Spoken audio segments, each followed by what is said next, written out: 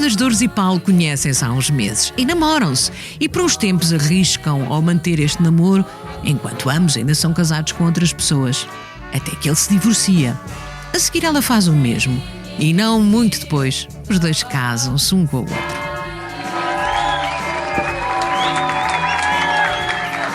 Sobre a celebração e a festa pouco se sabe. Sendo o segundo casamento de ambos, dificilmente uma noiva de longo vestido branco terá percorrido o altar da igreja até ser entregue àquele que será o seu marido. Ainda assim, os papéis são assinados e a união oficializada. Estamos em 1998 e Maria das Dores Correia Alpalhão acaba de acrescentar 2 novos apelidos ao seu nome: Pereira da Cruz.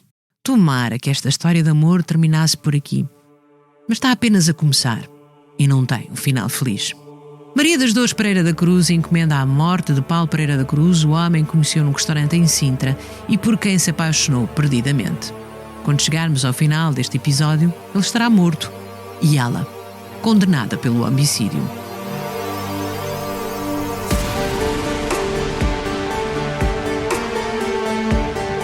Este é o Aqui Há Crime, um podcast SIC, comigo, Júlia Pinheiro, e com a jornalista Marta Gonçalves, onde lhe contamos alguns dos mais violentos e chocantes crimes que marcaram Portugal. A história da vítima e do agressor. Como se conheceram, a arma e os motivos, o cenário e as pistas deixadas. O que é que aconteceu?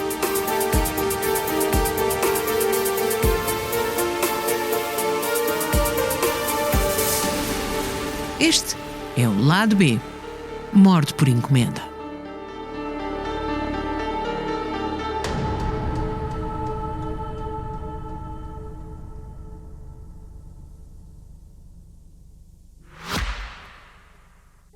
O Expresso tem uma nova subscrição que lhe dá acesso completo ao The New York Times, com atualidade, jogos, culinária e muito mais. E ainda aos conteúdos exclusivos da SIC Notícias, incluindo o Direto Vertical, a nova e inovadora emissão que se adapta ao seu smartphone. Subscreva em expresso.pt/digital. Expresso. Liberdade para pensar.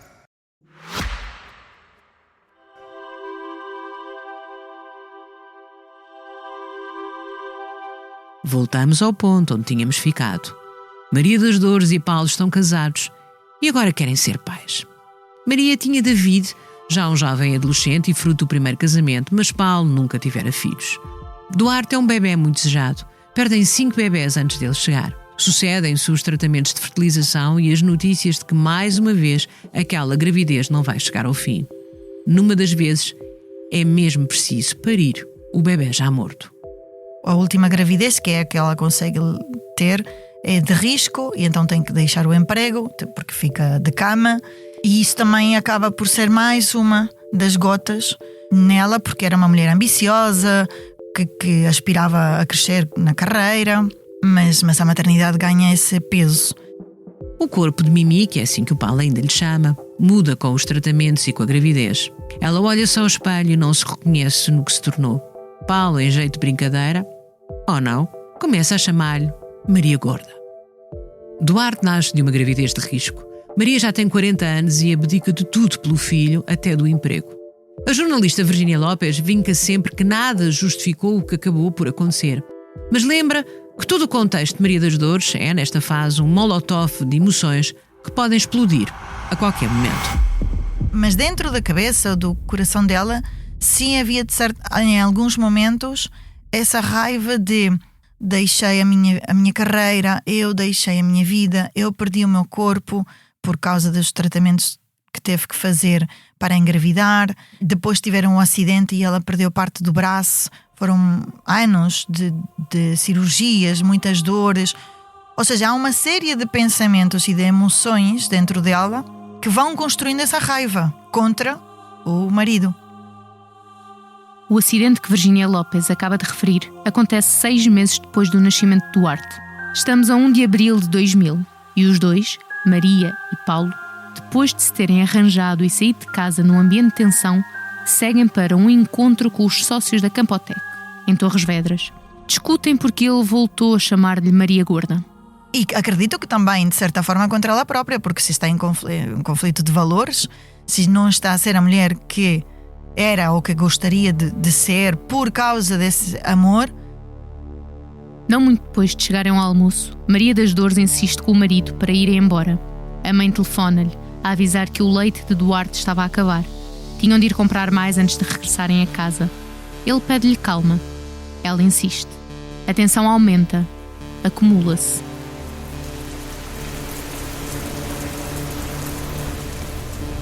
Quando finalmente pegam no carro em direção a Lisboa, a chuva é muito forte. Paulo acelera e, em décimas de segundo, o volante escapa-lhe das mãos e despistam-se. O rail da estrada atravessa o carro da traseira até à frente pelo lado do pendura. Destrói a cadeira de bebé de Duarte.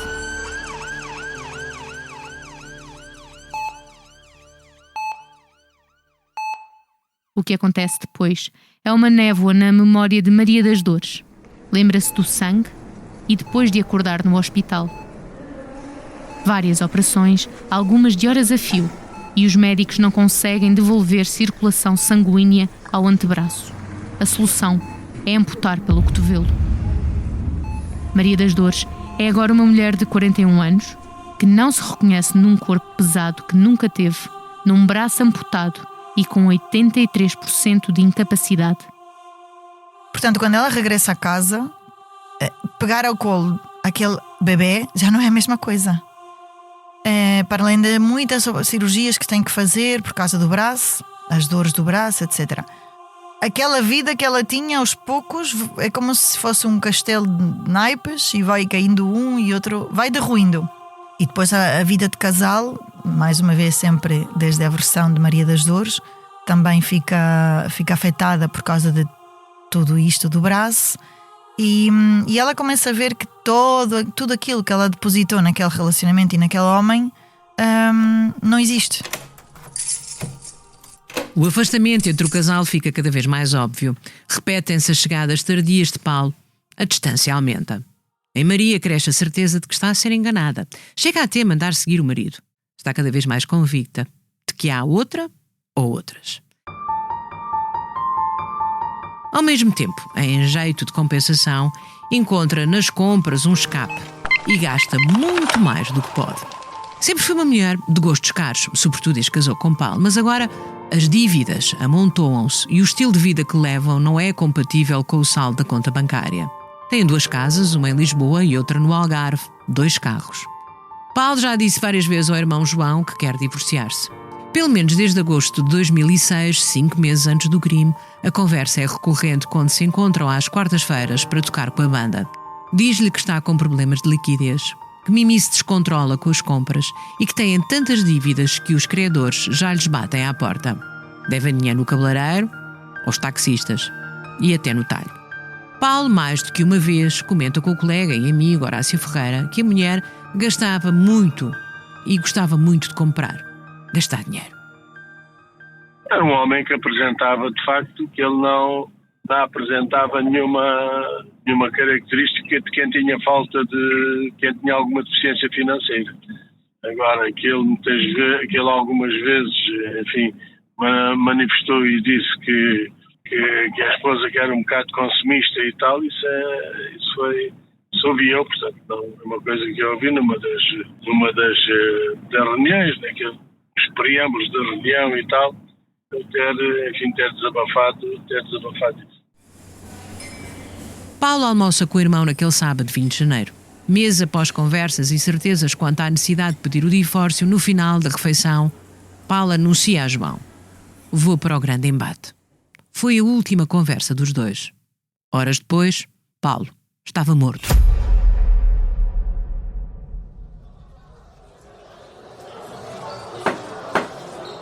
Maria das Dores chega ao tribunal sempre impecavelmente vestida. Sempre, sem falta. Usa as melhores e mais caras marcas de luxo. Da Louis Vuitton à Dior e até Chanel.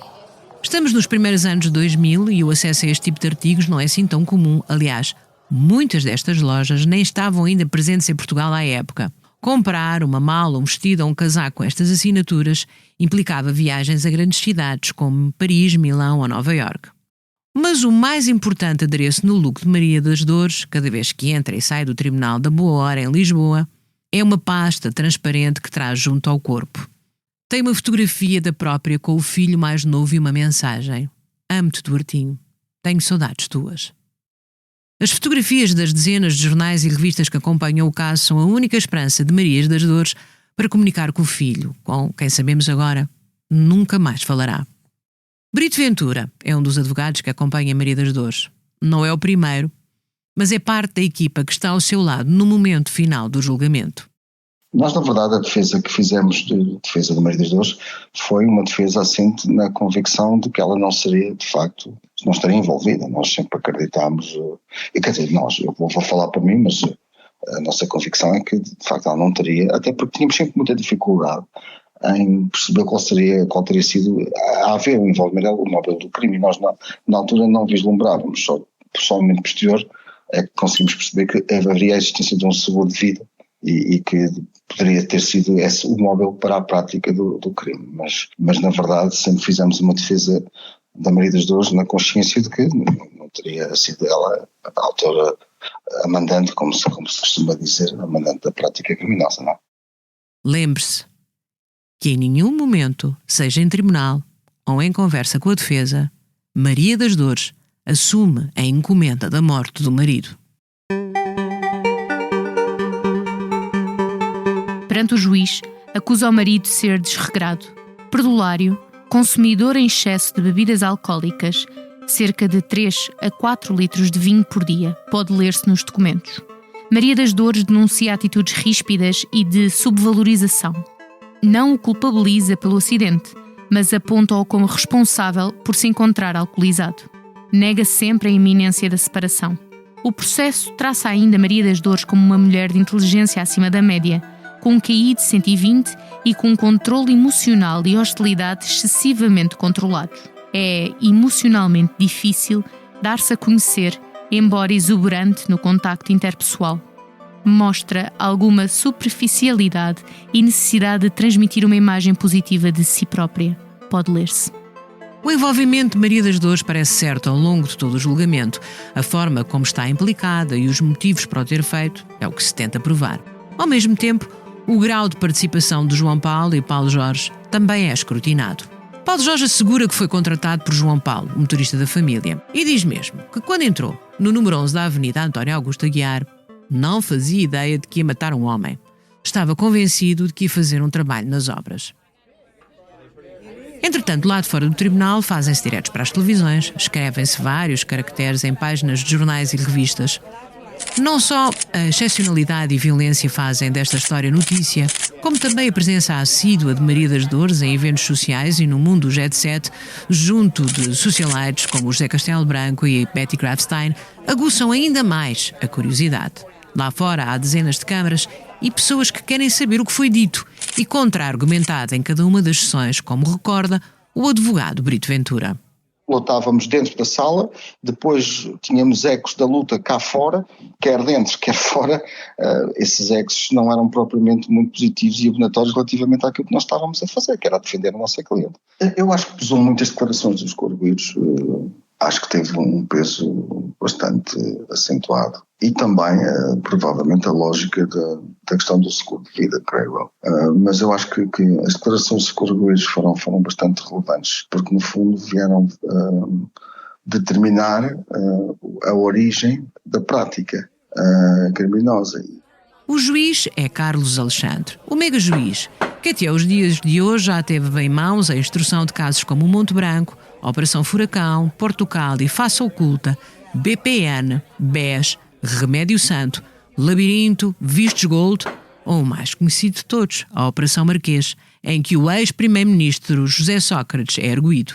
Enquanto João Paulo e Paulo Jorge se mostram arrependidos, Maria das Dores mantém a negação. Não mandou matar o marido, não deu ordem para que aqueles dois homens assassinassem Paulo Pereira da Cruz. Mas o entendimento do juiz é outro e os três são considerados culpados. A defesa de Mimi recorre para o Supremo e consegue uma diminuição da pena. Apenas isso. Ela continua presa. Não posso considerar como derrota alguém que tinha sido pedido 25 anos de prisão, que depois foi condenado a 23 e que passa para 21 como uma derrota. Para mim a questão que tem que ser colocada é se foi feita justiça, acreditando nas decisões dos tribunais, acreditando que de facto, como parece que agora ela disse que arrependeu-se que tinha feito, Parece-me que sim.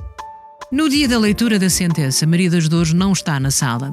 Diz-se incapaz de ouvir o juiz Carlos Alexandre qualificar o crime como hediondo e enfrentar o momento. João Paulo e Paulo Jorge são considerados autores materiais e estão presentes.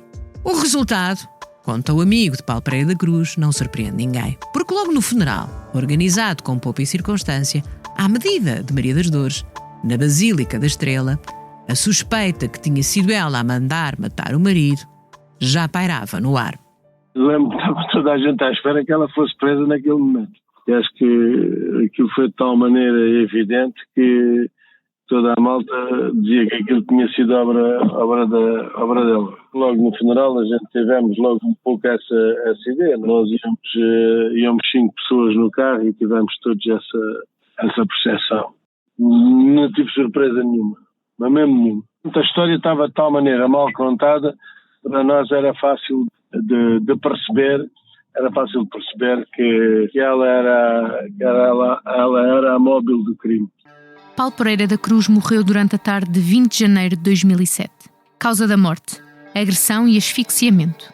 O julgamento não se faz longo e pouco mais de um ano após a morte, João Paulo e Paulo Jorge são condenados, respectivamente a 20 e 18 anos de prisão.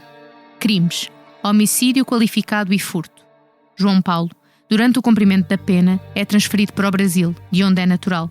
Nenhum dos dois há de cumprir a condenação na totalidade. Maria das Dores é condenada a uma pena de 23 anos de prisão, revista depois, em 2009, para 21 anos pelo Supremo Tribunal de Justiça. Crime: homicídio qualificado. A pena é cumprida na cadeia de Tires. Ali, ganha um novo nome. É a reclusa 325, primeiro na ala das preventivas, onde se encontram as pessoas ainda em julgamento e a cumprir medidas de coação. Depois, quando condenada, segue para a ala das condenadas, onde completa 16 dos 21 anos da pena de prisão. O estabelecimento prisional de Tires, em Cascais, é exclusivo para mulheres, salvo apenas raros momentos na história em que foi necessário criar zonas para receber homens. De acordo com a Direção-Geral de Reinserção e Serviços Prisionais, aquela quinta, com mais de 30 hectares e vários edifícios, tem uma capacidade para quase 500 reclusas. Quando Maria das Dores é ali detida em 2007, a lotação podia chegar até às 633. Por ser uma prisão feminina, há uma creche para os filhos das reclusas. Há também uma capela e uma biblioteca, uma escola e uma série de projetos sociais cujo objetivo passa por capacitá-las para o dia em que voltem a conhecer a liberdade. Maria das Dores é durante muito tempo conhecida em Tires como a Dondoca. No dia em que o filho mais velho lhe foi levar roupa à prisão, não só as peças eram de luxo, como as trazia numa mala de viagem Louis Vuitton. Não tinham outras. Nós que tínhamos pago 1.000 euros por umas highlights nos melhores cabeleireiros de Nova Iorque e agora tinha de pedir a uma reclusa que me ajudasse a pintar o cabelo com tinta da loja dos chineses. Sem cosméticos, sem perfumes e quase sem dentes. Os pivôs que tinha na boca começaram a provocar-me quistos e a solução que o dentista encontrou foi arrancar-me os dentes, deixando apenas um na parte da frente. O certo que acaba de ouvir, lido por Lígia Ferreira, faz parte do livro Eu, Maria das Dores, me confesso. Publicado em 2019, mais de uma década depois do homicídio, é aqui que confessa pela primeira vez, de forma clara e inequívoca, que mandou matar o marido. Durante todo o julgamento, Maria das Dores nunca admite ser a autora moral do crime. Não planeei a morte do Paulo durante meses. Não tratei de envenená-lo de forma fracassada uma semana antes, como a família me acusou de ter feito. Atuei por medo de ser abandonada. Mato-te antes, veio-me à cabeça sem pensar em mais nada.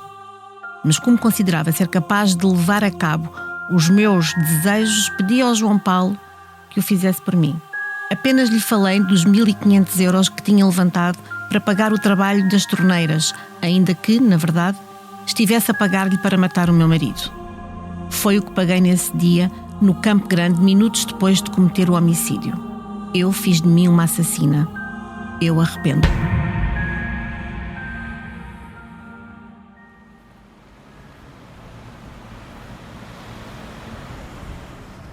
A porta esquerda do número 11 da Avenida António Augusto Aguiar está aberta. Assim corre um ar. Há de nos explicar a Dona Rosa dentro de minutos.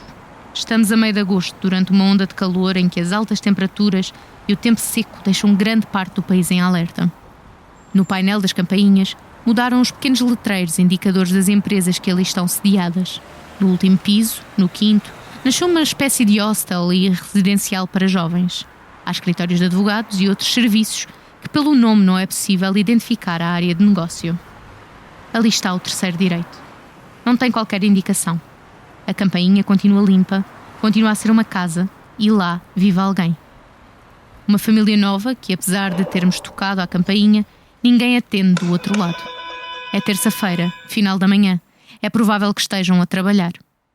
Espreita pela porta aberta uma senhora de 70 e poucos anos, sentada à secretária, junto ao elevador.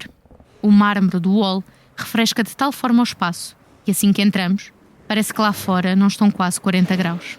A senhora baixa, magrinha, cabelos curtos e brancos, recebe-nos com um sorriso disponível para conversar. Ela nem trabalha ali. Só veio fazer companhia ao marido, para não passar o dia sozinha em casa. O Senhor Jesus ainda não conhecemos, mas aparecerá dentro de instantes, assim que ouve uma voz estranha. Não, até mas a gente sabe que tinha notícia que foi para a televisão. O quê? O que aconteceu mas era bom, não foi? Em 2007, o Senhor Jesus era porteiro noutro prédio da rua, 2 quarteirões acima, mas a Dona Rosa já ali fazia as limpezas. Eu lembro-me que ouvi falar, mas não estávamos cá nem acompanhamos. Mas eu acho que ainda cá não estava. Estava já, não estava, quem estava cá em casa. Era a Dona Virgínia. Era a força da Virgínia. Era a Dona Virgínia. Era uma velhotinha que já se morava aqui. Ela que era porteira. Ela que era porteira. Eu depois vim para o lado. Depois fui para o lado. Dentro do prédio, pouco mudou nos últimos 20 anos. Mantém-se a traça antiga, o elevador com porta de correr de ferro, o chiar enquanto sobe e desce. As maiores mudanças foram mesmo os inquilinos. Olha, Dona Rosa, mais uma vez obrigada. O resto de um bom dia. Obrigada.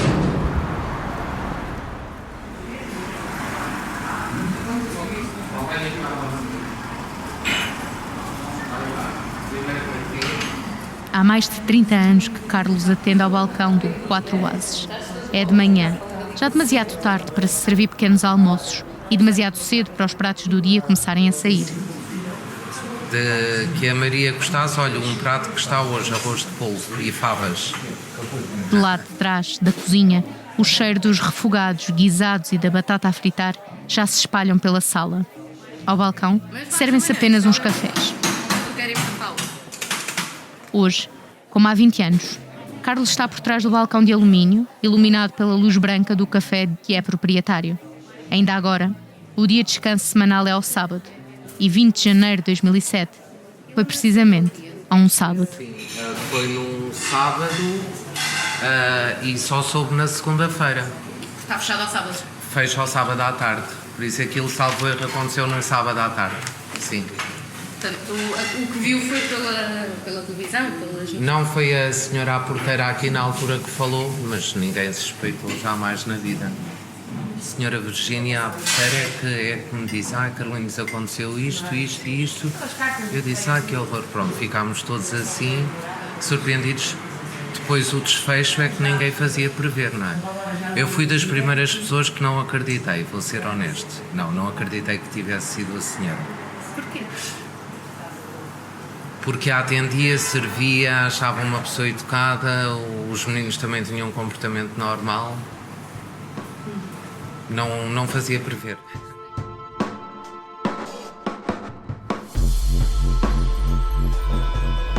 Quando a campainha toca, a 6 de fevereiro de 2007, 17 dias após ter ficado viúva, Maria das Dores abre a porta a achar que é massagista. Costumava ir lá à casa 3 vezes por semana para ajudar nas dores do braço. Está ainda em pijama, despenteada e com olheiras, quando os 2 polícias lhe entram em casa e revistam o apartamento. Naquela noite, Duarte, o filho, tinha dormido em casa de um familiar. Maria estava sozinha. É detida nesse dia, mantida em prisão preventiva durante todo o julgamento. Desde então, nunca mais vê Duarte e só volta a conhecer a vida em liberdade em outubro de 2023, após o cumprimento de 16 dos 21 anos de pena. Só então lhe é permitida a saída em condicional. Acho que a Maria das Dores entendeu o valor do arrependimento da pior das formas. Acho que se arrependeu mesmo, porque 20 anos numa prisão dão para muito. Acho que não ter voltado a ver o filho dela, o filho mais novo, é uma condena terrível para uma mãe. Mais uma vez, compreendo perfeitamente o outro lado, e acho que ela também o entendeu isso. Reclusa 325, a morada. Estabelecimento prisional de Tires, 2785-632, São Domingos de Rana. No livro, publicado em 2019, descreve em detalhe o choque da vida na prisão. Ela, que era uma mulher que se vestia com marcas caras, joias de valor e frequentava quase semanalmente o cabeleireiro, perde tudo isso. Até a alimentação é um problema. Emagrece significativamente, no rosto tornam-se evidentes as marcas da vida encarcerada. Quando a jornalista Virginia Lopes encontra Maria das Dores pela primeira vez, durante uma saída precária, esta já conta com mais de uma década de prisão. Isto parecem coisas caricatas, mas era a realidade dela, de uma mulher que chega à prisão com roupas de marca, porque são as roupas que ela tem. Como é que é recebida pelas outras reclusas?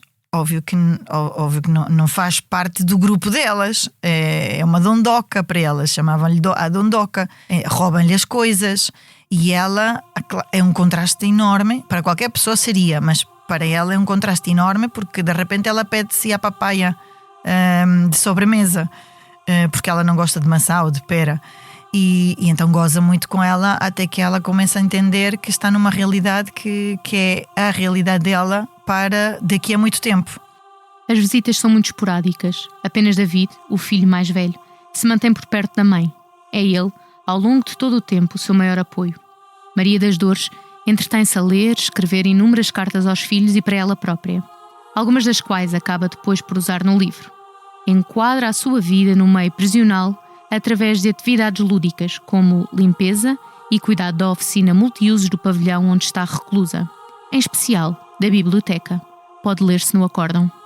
Ao mesmo tempo, Duarte, o filho mais novo, cresce junto dos avós paternos, sem nunca voltar a ver ou a falar com a mãe ou com o irmão. Maria das Dores aceita dar uma entrevista, mas após a sua divulgação, a pouca liberdade e mobilidade que tinha ganho pelo bom comportamento dentro da prisão é-lhe retirada. Uma espécie de castigo por ter falado sem autorização. Tentou suicídio mais do que uma vez, não acreditava que valesse a pena continuar a viver desta forma. Uma das vezes quase consegue e passa a receber tratamento médico. Desde que se juntaram para escrever o livro, Virginia Lopes continua com algum contacto com Maria e David. Aliás, foi uma das primeiras pessoas a saber da saída em liberdade condicional. Não são amigos, mas mantêm-se informados. Ficou o respeito de quem trabalhou em conjunto. Não havia muitos mais pontos em comum que nos pudessem fazer com que continuássemos uma relação de proximidade. Isso não significa que eu não tenha trocado algumas mensagens por causa das minhas situações porque já passei e eles me contactaram, ou também porque recentemente, quando Maria das Dores saiu da prisão, também o David quis que eu fosse das primeiras pessoas a saber, mais uma vez por causa do que nos unia. Por isso existe uma relação de cordialidade, não digo de amizade na prática, mas sim, há algo que nos uniu durante um tempo e que foi muito intenso, porque os três vivemos aquela história, cada um desde a sua perspectiva, e por isso sinto respeito por eles, e acho que eles também sentem respeito por mim como a pessoa que escreveu a história, mas pronto, as vidas são todas muito diferentes. Ao telefone, a partir dos Açores, onde agora vive e trabalha, o advogado Brito Ventura, que não muito depois do julgamento deixou o escritório onde trabalhava por cima do apartamento onde o crime foi consumado, só recentemente voltou a ouvir falar de Maria das Dores.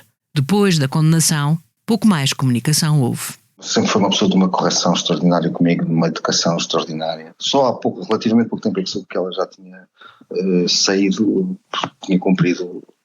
Creio que saiu em liberdade condicional, mas confesso que fiquei bastante satisfeito com isso. E sim, é uma pessoa de que eu, do lado humano, tenho boas recordações e tenho tido gosto de defender, sim.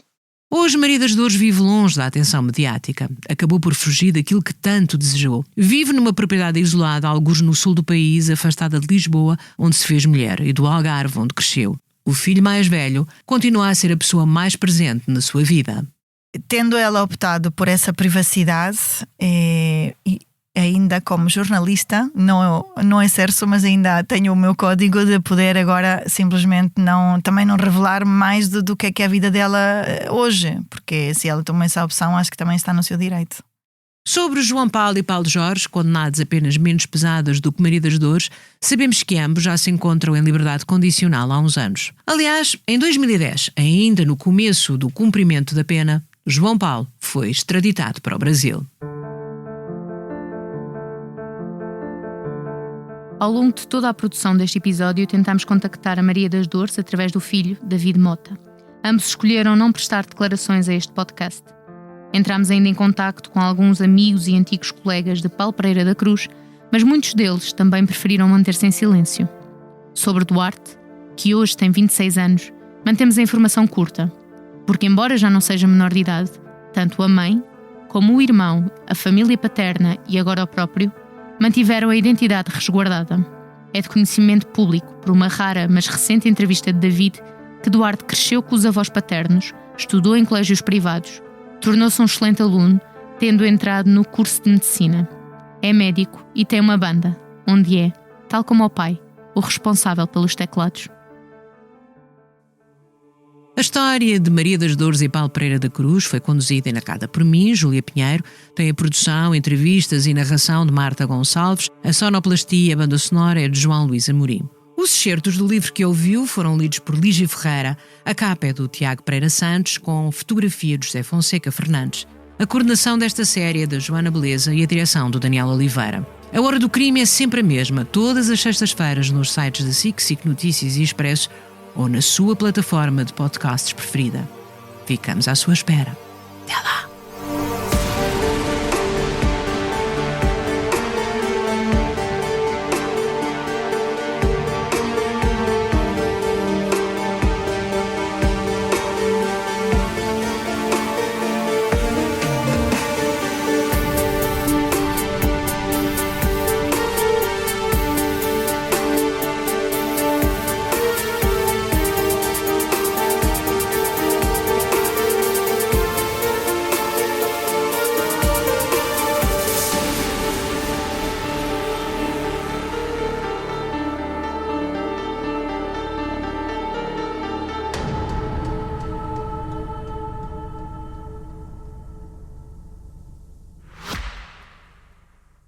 O Expresso tem uma nova subscrição que lhe dá acesso completo ao The New York Times, com atualidade, jogos, culinária e muito mais. E ainda aos conteúdos exclusivos da SIC Notícias, incluindo o Direto Vertical, a nova e inovadora emissão que se adapta ao seu smartphone. Subscreva em expresso.pt/digital. Expresso. Liberdade para pensar.